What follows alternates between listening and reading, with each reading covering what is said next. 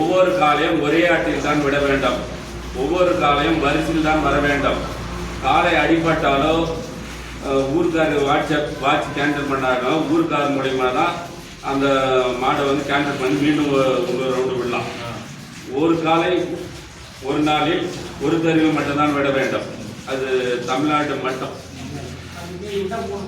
அதை மீறி தவறி நடந்தால் 20 நாட்கள் தடையும் 10,000 ரூபாய் நாட்டி வழங்கும். அது வந்து பேட்ச் அடிப்படையில் அடிப்படையில் வந்து விட்டாங்க. பேட்ச் அடிப்படையில் விட்டா தொணமாடு கிடையாது. வரிசையில் விட்டா தொணமாடு உண்டு.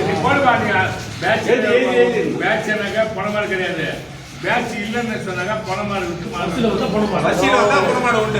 விழா கோவிட் பேட்ச் தான் வந்து சொன்னா ஒரு அளவு ட்ரை பண்ணுவாங்க. ஒவ்வொரு காலையும் வரிசையில் வர வேண்டும். மாடு போட அனுமதி.